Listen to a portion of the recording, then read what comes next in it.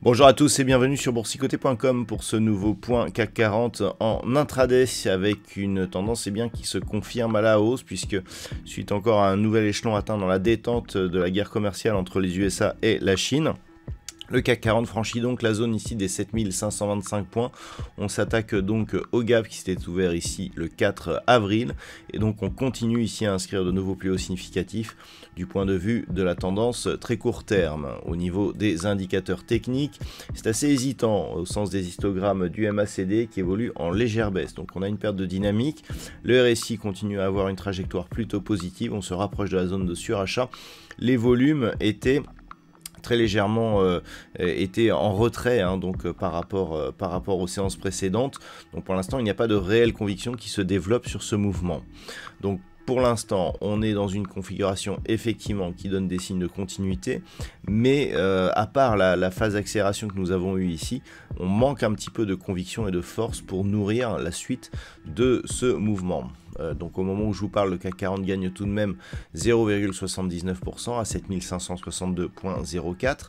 Au niveau du palmarès des valeurs, nous avons donc de belles hausses, tout comme Accor Hotel qui gagne 5,4% au moment de cette analyse, Safran plus 5,1%, Saint-Gobain plus 4,5%, Airbus et Michelin sont juste sous les 3% de gain.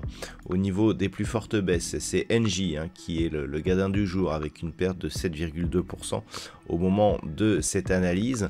Capgemini moins 2,5%, on a quelques valeurs entre 1 et 2% comme Thales, Orange et L'Oréal. Donc on voit, ce sont toujours les résultats d'entreprises qui drivent un petit peu le marché parisien.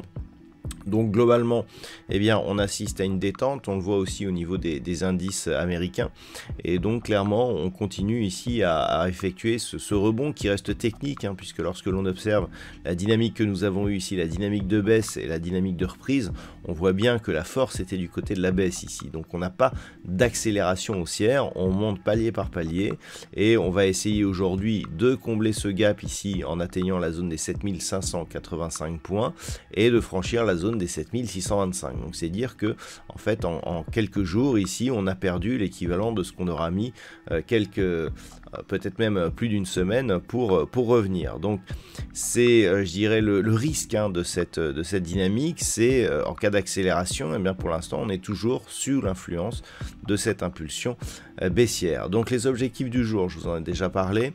Terminer de combler ce gap ici à 7585, franchir la zone des 7625 points. On commencerait vraiment à parler d'annulation de cette dynamique baissière si on parvenait à combler ce gap ici et donc à repasser au-delà des 7800 points. A l'inverse, si les cours repartaient à la baisse, nous avons une zone ici technique très intéressante autour des 7385 points, zone qui a été franchie sur gap, donc un gap à combler. La moyenne mobile 20 exponentielle ici dans cette unité de temps 4 heures, si on cassait cette zone et que l'on venait par exemple combler le gap en revenant aux alentours ici des 7320 points, on aurait des signaux assez négatifs qui apparaîtraient de fin de tendance ici haussière avec un risque de retournement ici sous les 7240 points. Voilà donc ce que l'on peut dire du point de vue de cette analyse d'un point de vue technique pour aujourd'hui.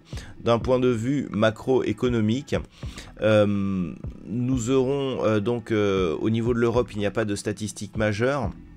Nous aurons une séance relativement calme puisqu'il n'y aura pas non plus de statistiques majeures du côté des États-Unis. Donc je vous souhaite de passer une bonne séance. On se retrouve dès ce soir pour toutes les autres analyses techniques du site boursicoté.com.